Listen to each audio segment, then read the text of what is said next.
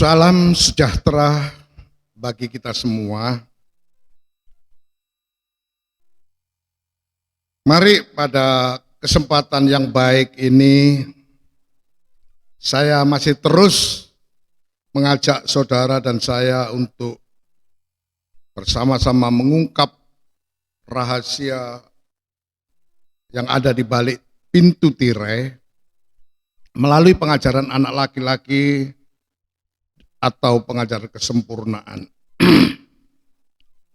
Pada season yang keempat ini, saya ingin mengajak saudara dan saya kembali memahami secara dalam terhadap zaman Allah Roh Kudus bekerja dari zaman kedatangan Yesus yang pertama sampai kepada kedatangan Yesus Kristus yang kedua. Dan pada season yang ketiga sudah kita pelajari bagaimana awal dari Roh Kudus bekerja adalah tetap konsisten pada kesepakatan yang Allah Bapa, Allah Anak, Allah Roh Kudus buat, yaitu ingin menjadikan manusia itu serupa dengan gambarnya Allah. Maka prosesnya harus melahirkan anak laki-laki. Dan pada awal Roh Kudus bekerja adalah bekerja untuk menjadikan manusia yang rohani, manusia yang ilahi, yaitu anak laki-laki atau melahirkan anak laki-laki yang serupa dengan gambarnya Allah. Bahkan merupakan gambar dan wujudnya Allah, yaitu melahirkan anak laki-laki Yesus Kristus yang sama dengan anak laki-laki Adam yang terakhir. Kronologisnya sudah kita pelajari pada season yang ketiga, dan sekarang setelah anak laki-laki itu lahir atau datang, maka Roh Kudus bekerja terutama untuk menyertai apa yang diamanatkan oleh Yesus Kristus dalam tubuh kesempurnaannya sebelum dia naik ke surga. Yang perlu saudara dan saya ingat adalah memberikan amanat agungnya, perintah terakhirnya kepada murid-muridnya, yaitu sekali lagi saya ingin mengajak saudara dan saya membaca tentang bagaimana Roh Kudus membackup, Roh Kudus bekerja terutama untuk mewujudkan pasca lahirnya Yesus Kristus atau pada kedatangannya Yesus yang pertama. Maka sesudah itu tugas utama adalah menyertai murid-muridnya.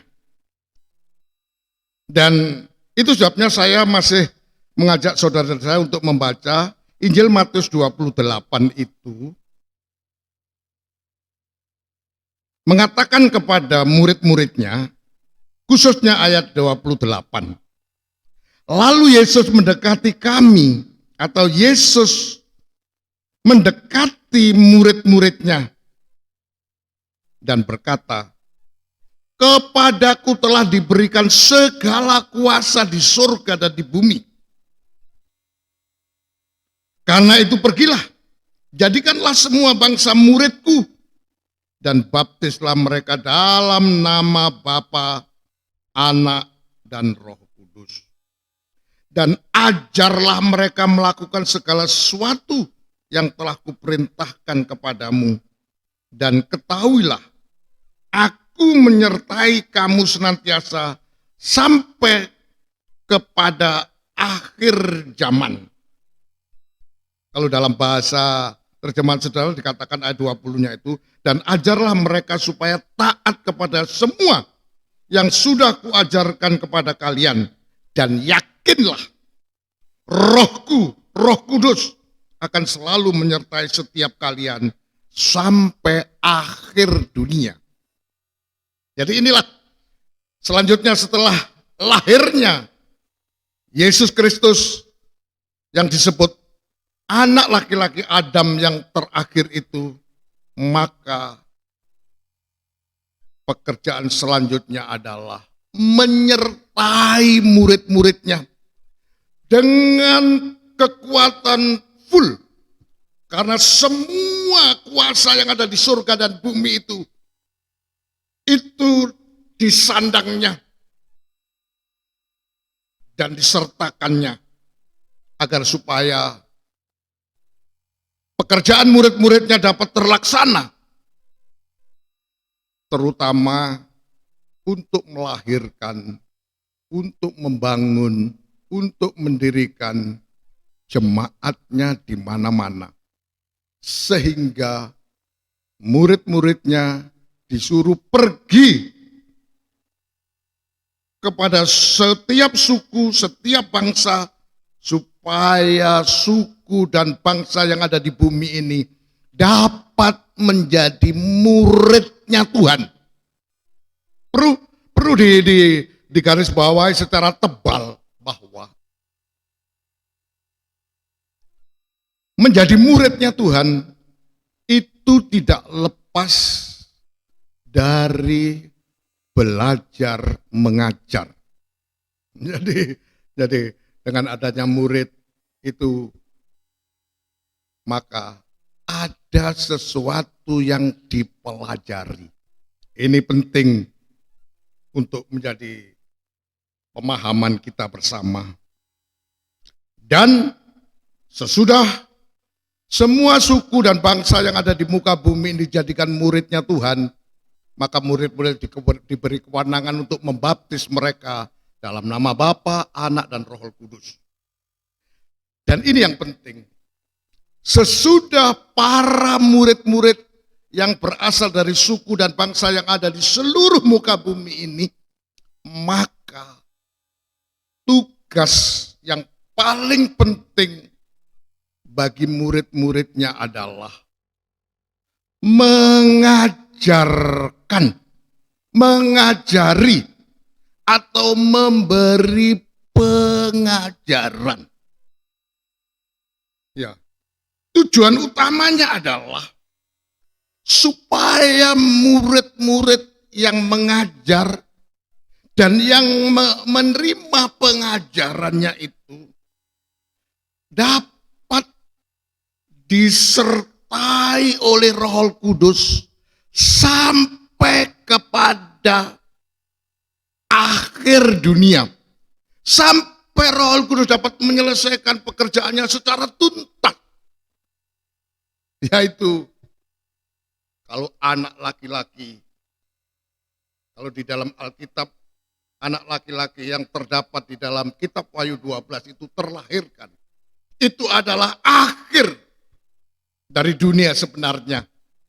Bagi murid-muridnya, bagi orang yang belajar kepada Tuhan. Karena sudah itu mereka akan diangkat dan dunia akan diserahkan kepada antikris dan seterusnya. Jadi saya ingin mengajak pada kesempatan ini dengan sungguh-sungguh. Mengapa suku dan bangsa yang ada di muka bumi ini oleh Tuhan diminta untuk dijadikan muridnya Tuhan? Jadi ini supaya jangan sampai pemahaman kita terhadap amanat agungnya Tuhan ini salah mengartikan. Sehingga tidak terjadi pemuritan. Tugas utama murid adalah belajar mengajar. Dan setelah dibaptis dalam nama Bapa, Anak, dan Roh Kudus, terus dilanjutkan belajar mengajarnya. Terus murid-murid itu harus terus diberi pengajaran. Sampai akhirnya supaya disertai oleh Roh Kudus. Mendapatkan penyertaan dari Roh Kudus. Jadi memang sekali lagi seperti yang disampaikan oleh Gabriel, pengajaran anak laki-laki, pengajaran kesempurnaan yang merupakan benihnya Allah itu akan disertai oleh Roh Kudus, akan disertai oleh kuasa Allah yang Maha Tinggi, sampai kepada terwujudnya, terlembagakannya pengajaran itu, sampai menjadi sama dengan benihnya, yaitu anak laki-laki. Oleh karena itu, saya teringat mengajak kepada saudara dan saya untuk membaca di dalam Injil Lukas pasal yang saya teringat mendadak bahwa perlunya kita ini belajar dan belajar, karena memang dengan kita belajar, maka bagi kita yang mau belajar dan belajar, bahkan sampai dapat menuntaskan pengajaran kita, pelajaran kita, maka kita akan dijadikan sama seperti guru kita. Coba kita akan membaca di dalam, Injil Lukas pasal yang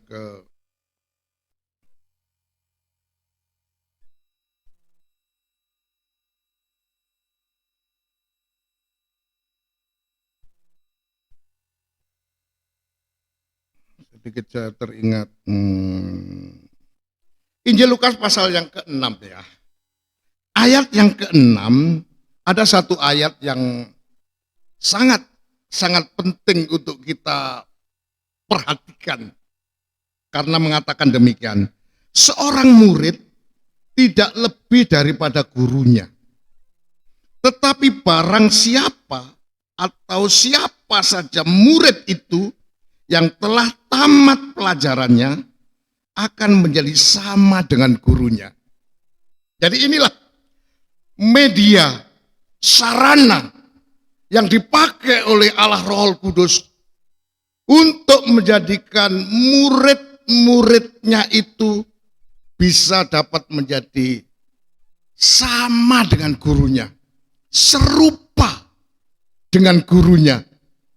Kalau saja seorang murid itu belajarnya tidak putus di tengah jalan, atau tidak setengah-setengah di dalam belajar, tapi harus menerima pengajaran itu sampai selesai, sampai tamat.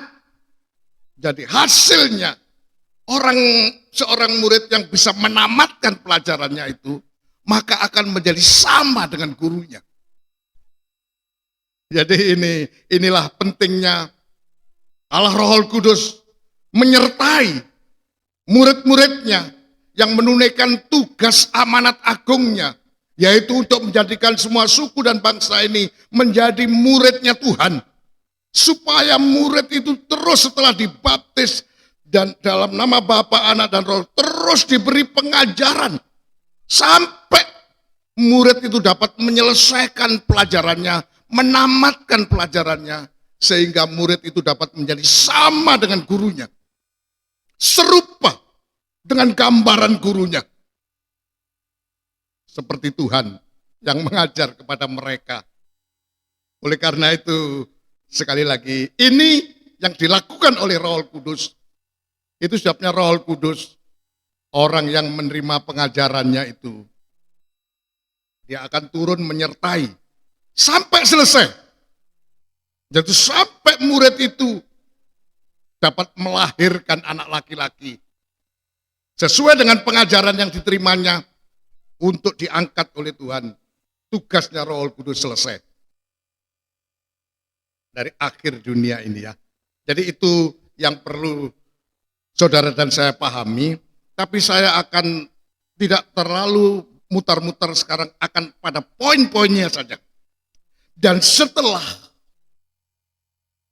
Tuhan atau Roh Kudus menyertai murid-muridnya untuk membangun jemaat yang isinya itu murid-muridnya sampai di seluruh muka bumi ini, karena dia sangat diinginkan, sangat dirindukan oleh Tuhan. Seperti apa yang dicetuskan oleh Rasul Paulus. Dengan pengajaran yang disampaikan itu, maka Tuhan merindukan, Tuhan menginginkan agar murid-muridnya itu atau orang yang diberi pengajaran itu dapat dijadikan perawan yang suci di hadapannya. Untuk itu, coba kita akan baca bersama-sama ya. Di dalam 2 Korintus 11,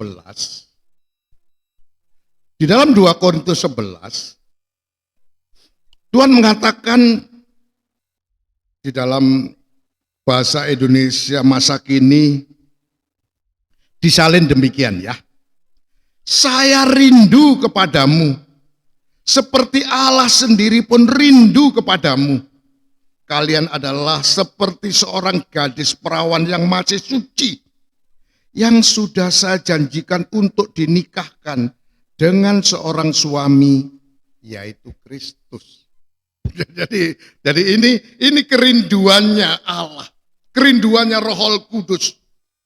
Mengapa dia harus menyertai murid-muridnya untuk melaksanakan amanat agungnya Tuhan, yaitu menjadikan semua bangsa suku yang ada di muka bumi ini menjadi muridnya, supaya dia diberi pengajaran dan terus sesudah dibaptis terus dilanjutkan untuk diberi pengajaran, diajarkan, diberi pengajaran supaya memenuhi kerinduannya Tuhan agar jemaat yang ada di muka bumi ini dapat dijadikan seperti perawan yang suci.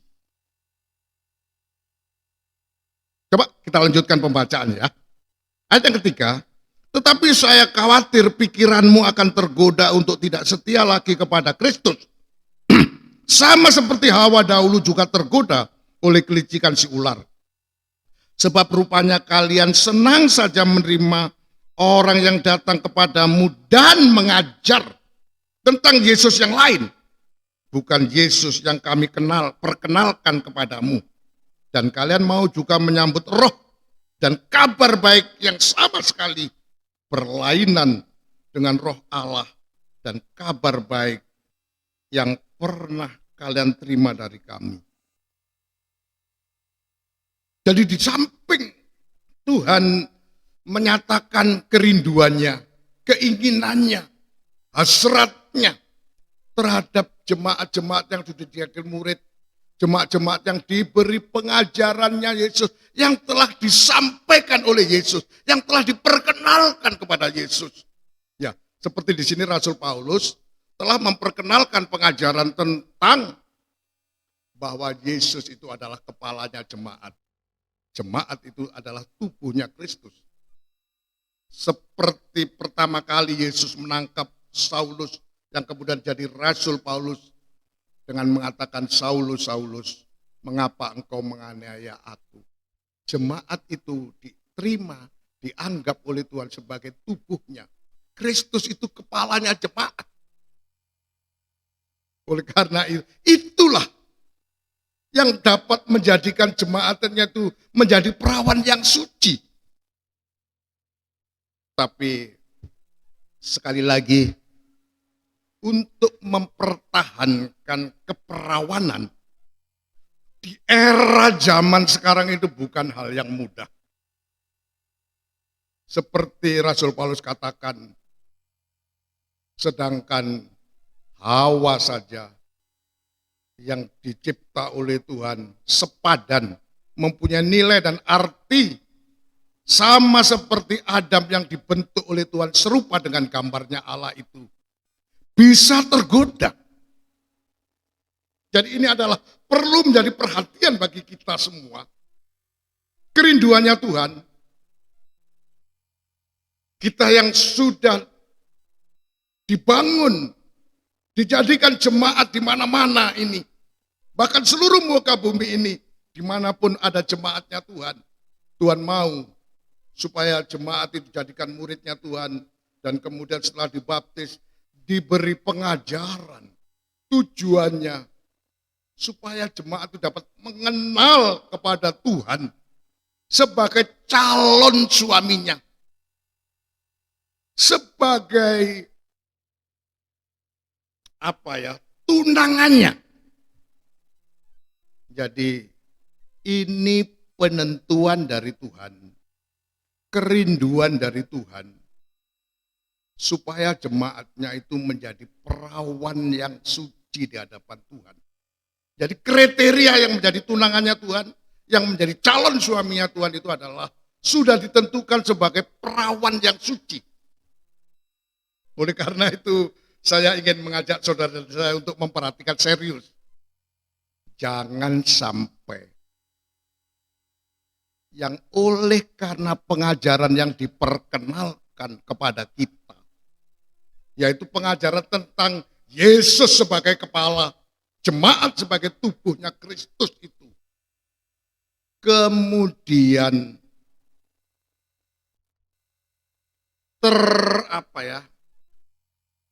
tergoda dengan pengajaran yang diajarkan oleh orang yang datang kepada kita, dengan membawa pengajaran yang Yesus yang lain. Akhirnya kata Rasul Paulus, dikhawatirkan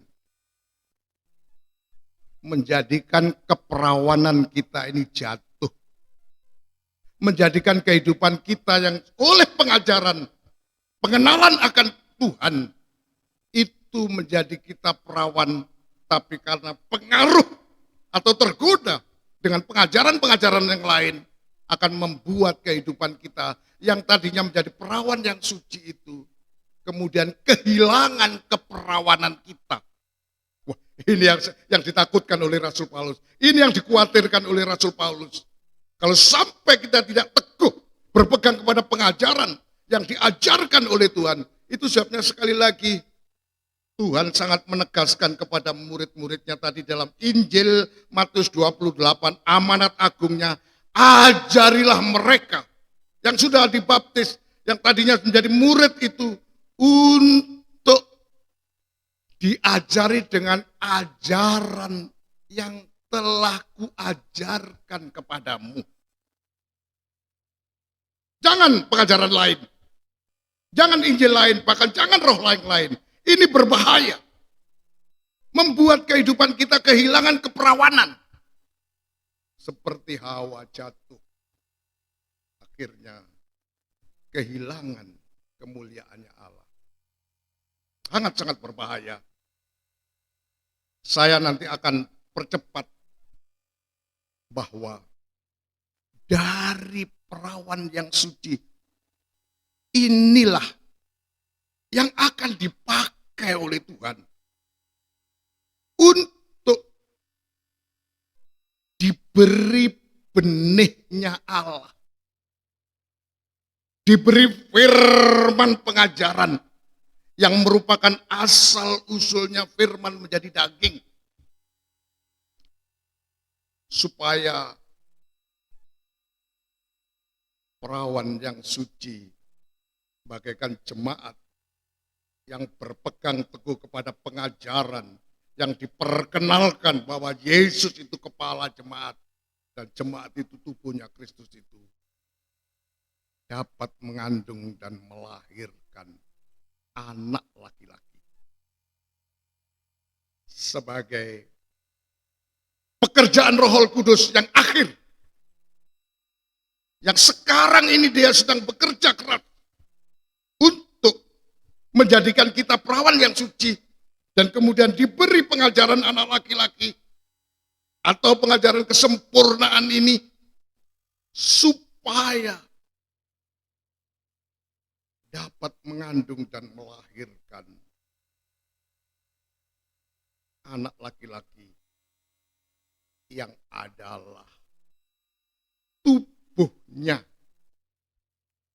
anak laki-laki Adam yang terakhir. Tubuhnya Kristus, yaitu jemaat yang kepenuhan Yesus Kristus. Jemaat yang disempurnakan oleh Yesus yang menyempurnakan itu. Jadi ini kelanjutan dari pekerjaan Roh Kudus. Saya singkat padatkan saja sehingga ya kalau kita lihat di dalam Alkitab bagaimana Rasul Paulus mengajar di mana-mana, Yesus juga mengajar. Setelah jemaat ada langsung diberi pengajaran. Tujuannya supaya memenuhi kerinduannya Tuhan, memenuhi hasratnya Tuhan, memenuhi keinginan Tuhan, agar Tuhan dapat memiliki tunangan, memiliki calon istri. Karena memang Tuhan itu sudah ngebet sekali, kepingin untuk segera masuk di dalam pernikahan anak domba itu. Tapi tubuhnya harus dilahirkan. Seperti di era zaman Adam. Maka Allah harus mewujudkan tubuhnya Adam, anak laki-laki pertama itu, dalam bentuk yang kita kenal Hawa. Sesudah Hawa berbentuk tubuh, maka kemudian dihadapkan kepada Adam dan dipersatukan menjadi satu tubuh.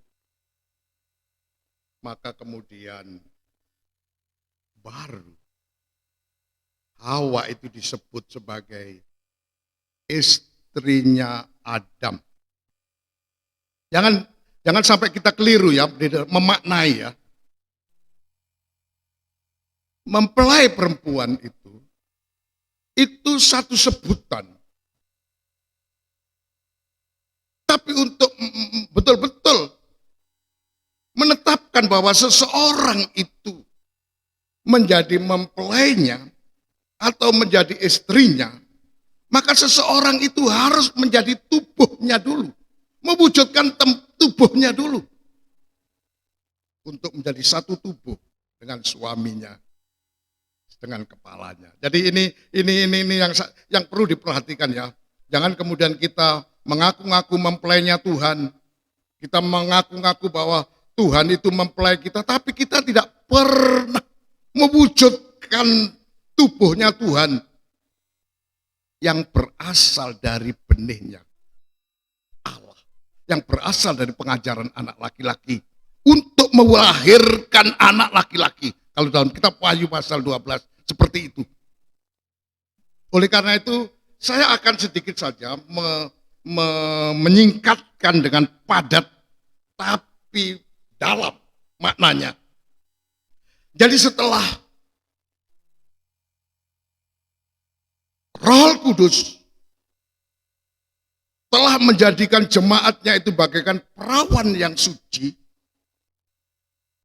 maka nanti dalam bentuk sebagai tubuhnya Kristus. Ya, ini ada satu rahasia kata Rasul Paulus kepada jemaat yang ada di Roma. Coba kita baca aja ya. Kitab Roma pasal yang ke-11 ya. Surat Roma pasal 12, langsung saja kita baca dengan cepat pada ayat yang ke-25 ya. Saudara-saudara, saya harap kalian jangan merasa sudah tahu segala-galanya. Sepada satu hal yang dikehendakinya atau yang dikehendaki oleh Allah, tetapi yang belum diketahui orang. Dan saya mau kalian mengetahuinya. Apa itu? Yaitu ini. Sebagian dari orang Yahudi berkeras kepala Tetapi sikap mereka yang keras kepala itu akan berlangsung hanya sampai jumlah orang-orang bukan Yahudi yang datang kepada Allah sudah lengkap. Jadi ini satu rahasia yang perlu kita pahami. Kalau jumlah orang-orang dari bangsa bukan Yahudi, non-Israel ini sudah lengkap, maka Tuhan akan melembekkan, Tuhan akan melunakkan bangsa ini. Tuhan tidak keras kepala lagi, akan segera menerima Yesus. Apalagi kita tahu bahwa Israel itu adalah istrinya Tuhan. Tapi karena keras kepala akhirnya Tuhan tinggalkan. Dan Tuhan beralih kepada bangsa kafir atau bangsa non-Israel. Tapi kalau bangsa Israel itu jumlahnya sudah penuh, sudah lengkap, maka Tuhan akan segera melunakkan bangsa Israel. Karena juga ada satu, bahwa kedua bangsa ini akan dipersatukan menjadi satu tubuh. Oleh karena itu, saya juga akan cepat saja pada season yang keempat ini untuk segera menyimpulkan bahwa apa yang dikerjakan oleh Roh Kudus, terutama pada kegenapannya, yaitu seperti yang dibukukan oleh Rasul Yohanes di dalam kitab Wahyu. Kitab pembukaan misteri, kitab pembukaan rahasia itu. Karena kitab Wahyu ini merupakan buku petunjuk dari Allah kepada Yesus, dan kemudian dari Yesus disampaikan kepada murid-muridnya. Ini adalah petunjuk Yesus Kristus kepada murid-muridnya tentang apa yang harus segera terjadi, yang akan diselesaikan oleh Roh Kudus. Yaitu apa? Coba kita baca ya. Kitab Wahyu pasal yang pertama. Agak sedikit cepat. Ayat yang pertama dalam salinan bahasa Indonesia masa kini dikatakan demikian. Isi buku ini mengenai apa yang dinyatakan oleh Yesus Kristus tentang peristiwa-peristiwa yang akan terjadi. Allah memberitahukannya kepada Kristus supaya ia menunjukkan kepada hamba-hambanya apa yang segera harus terjadi. Jadi isinya buku atau kitab Wahyu itu adalah petunjuk dari Yesus Kristus kepada hamba-hambanya tentang apa? Tentang apa yang harus segera terjadi. Apa yang harus segera terjadi? Yaitu lahirnya anak laki-laki. Seperti yang tertulis di dalam kitab Wahyu pasal 12. Oleh karena itu sekali lagi, pengajaran anak laki-laki ini penting artinya. Sebab kalau pengajaran anak laki-laki diterima sebagai benihnya Allah. Dan sekali lagi, yang diperkenan oleh Tuhan untuk menerima benihnya Allah. Atau pengajaran anak laki-laki itu adalah syaratnya harus seorang yang bagaikan perawan yang suci. Ya, itu jadi itu pekerjaan daripada Roh Kudus setelah membangun gereja, melahirkan Yesus Kristus, dan sesudah itu Yesus Kristus memberikan amanat agungnya dan menyertai murid-muridnya untuk menjadikan semua bangsa ini murid-muridnya, dibaptis dan diberi pengajaran di dalam jemaat atau jemaat yang diberi pengajaran. Tujuannya untuk memenuhi kerinduannya Tuhan, kerinduannya Allah. Karena untuk dijadikan tunangannya Kristus Yesus, untuk dijadikan calon mempelainya Tuhan Yesus Kristus. Dan nanti, itu sebabnya Roh Kudus sekarang ini sedang bekerja untuk menyasar kepada orang-orang yang masuk dalam bilangan tubuhnya Tuhan itu. Dan nanti kalau jumlahnya genap, maka Tuhan akan beralih kepada bangsa Israel, jemaat yang ada di Israel. Dia tidak akan keras lagi hatinya, tapi akan melunak dan menerima Tuhan sebagai kepalanya, suaminya. Ya, oleh karena itu saya ingin mengajak kepada saudara dan saya singkat saja. Nanti kalau Tuhan izinkan, saya ingin memberikan penjelasan secara utuh tentang kitab Wahyu ini.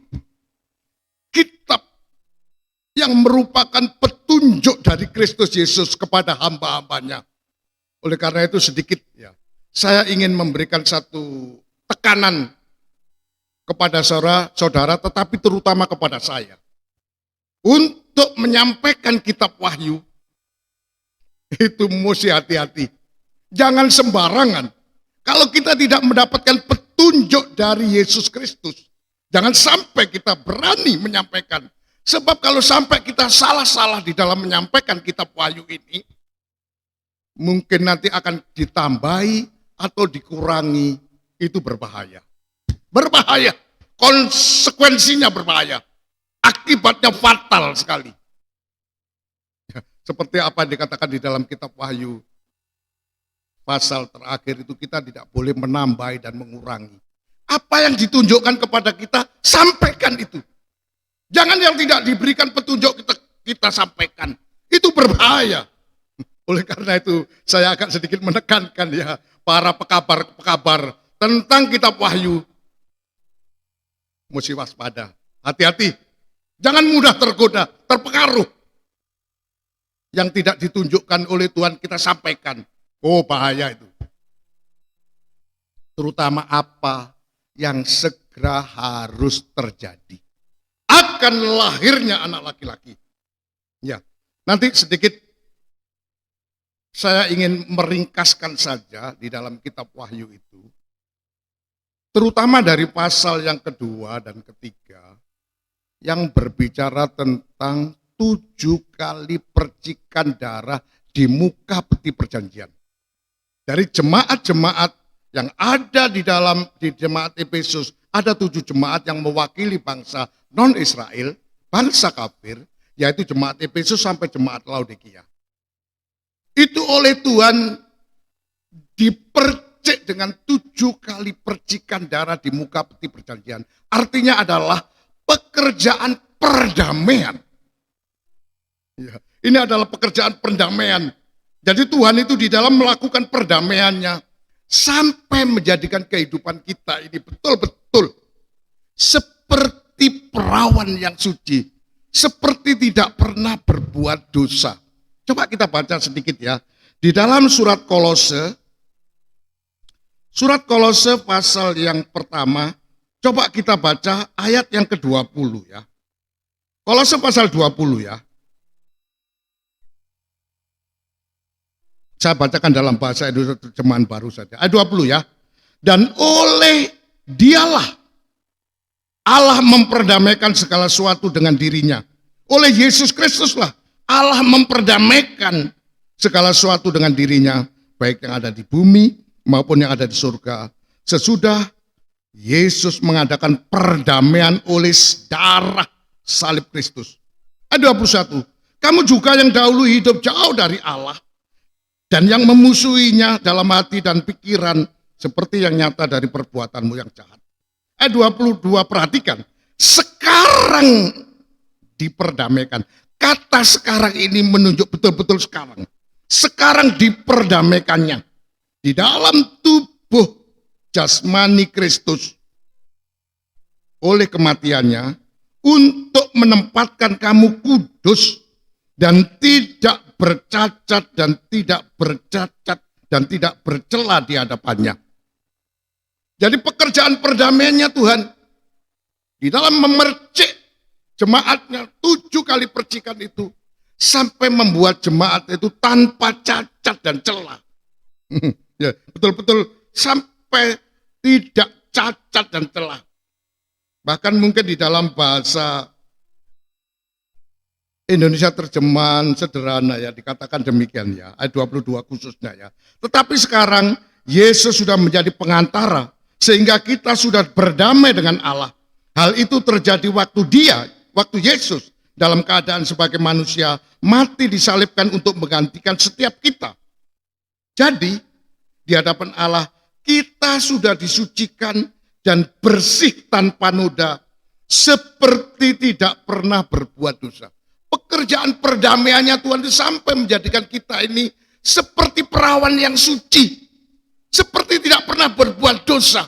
Apalagi kalau kita tetap berpegang kepada pengajaran yang disampaikan oleh Rasul Paulus, seperti yang dikatakan, yang diperkenalkan oleh Rasul Paulus bahwa Yesus itu kepala jemaat dan jemaat itu tubuhnya Kristus. Tidak menerima pengajaran lain, maka kita tetap akan berada di dalam kondisi seperti tidak pernah berbuat dosa, tanpa noda, tanpa cacat dan celah di hadapan Tuhan. Ini hasil perdamaiannya. Dan nanti pasal 4 dan saya percepat sudah pasal 5, dan kemudian paling penting di pasal 5 itu Tuhan akan membukakan 7 kali pembukaan meterai. Rahasia firman itu diungkap sampai betul-betul terbuka. Pembukaan meterai pertama, kedua, ketiga, keempat, kelima.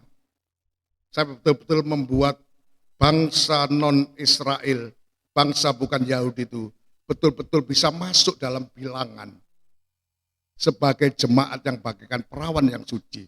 Sebab nanti pada pembukaan meterai yang ke-6, Tuhan akan beralih kepada jemaat yang berasal dari Israel. Yang jumlahnya itu sudah ditentukan, kuotanya itu sudah ditentukan, 144.000. Itu kata Wahyu pasal yang ke-14. 144.000 yang sudah dimeteraikan oleh Tuhan, yang sudah ditetapkan oleh Tuhan. Itu ternyata kitab Wahyu 14 kita baca. Kitab Wahyu 14, coba kita baca langsung saja. Kitab Wahyu 14 dikatakan di dalam ayat yang ke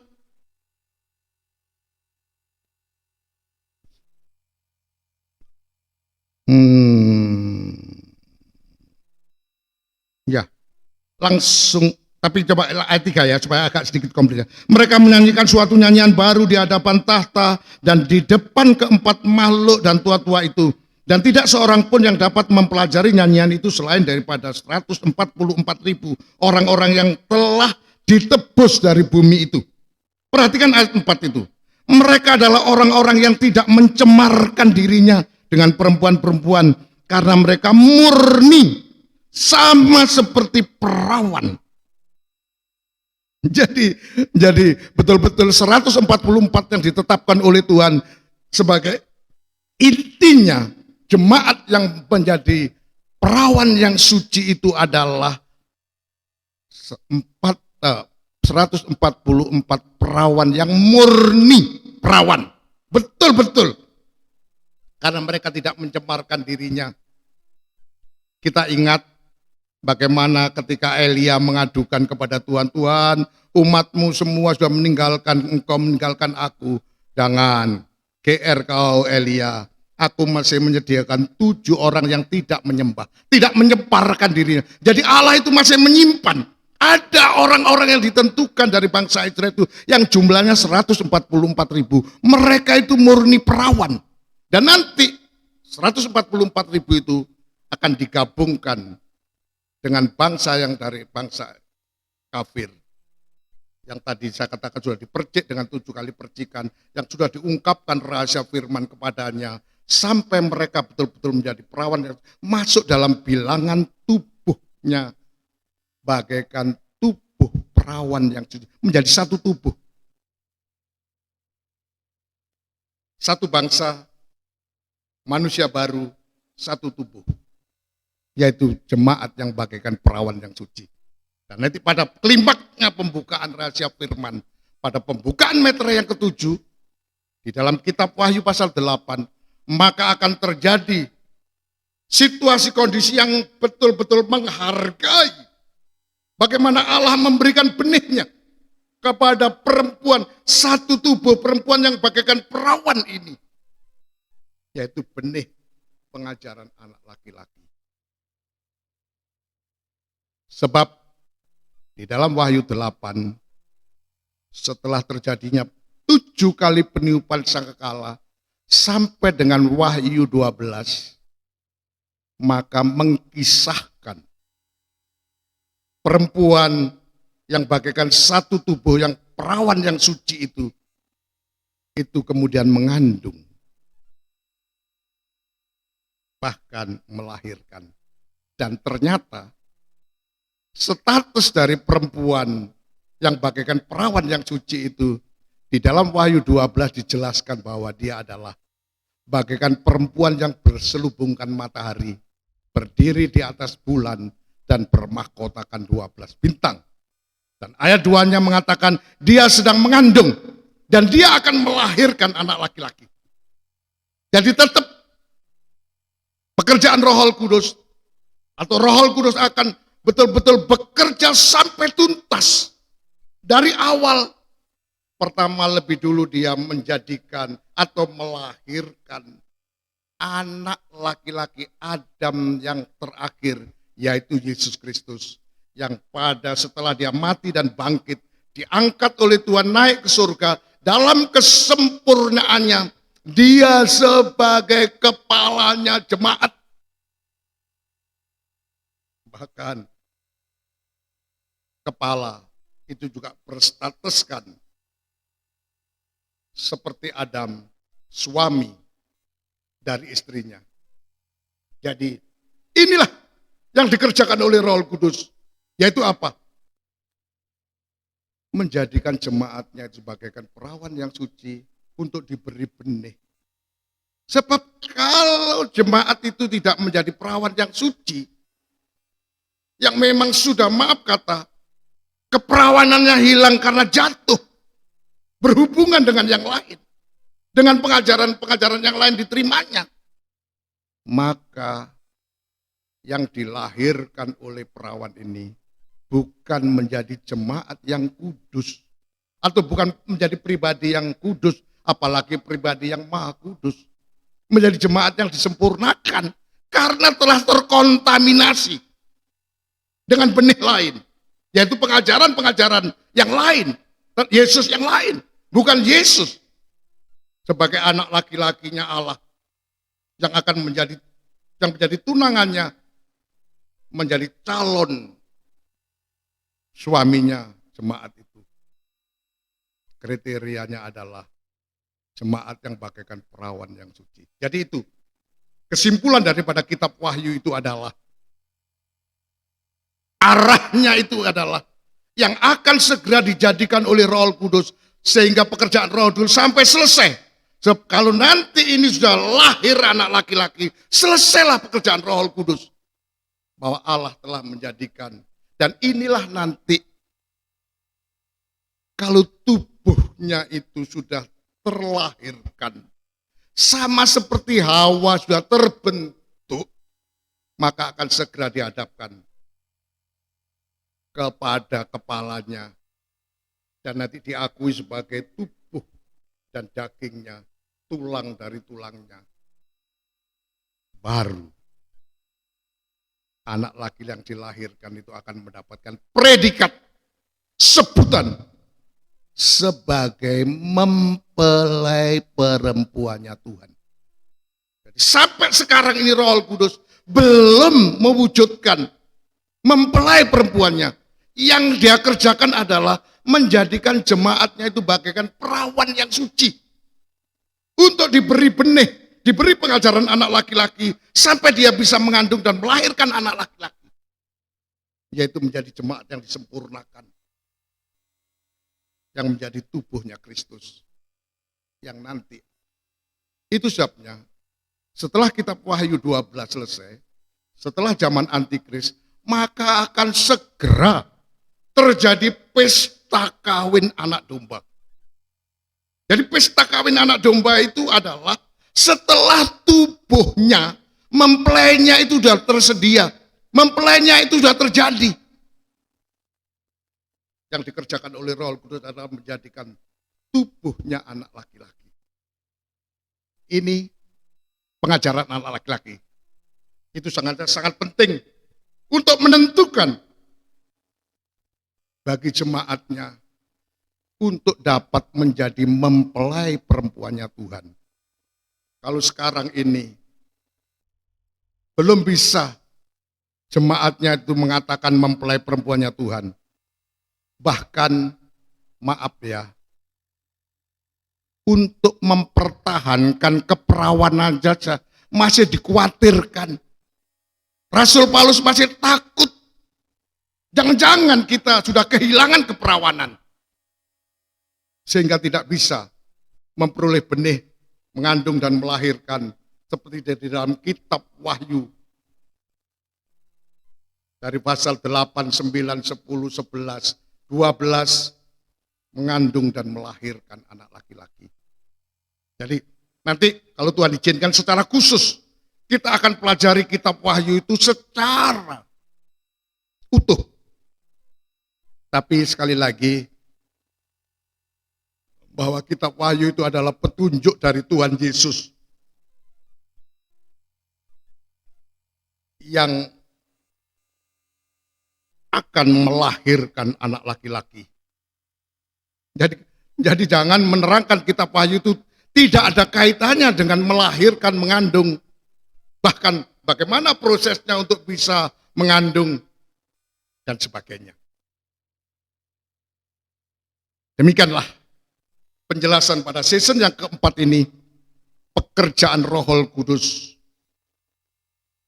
Dari dia melahirkan anak laki-laki Yesus Kristus sampai dia yang menjadi kepala, sampai dia melahirkan anak laki-laki yang menjadi tubuhnya Kristus.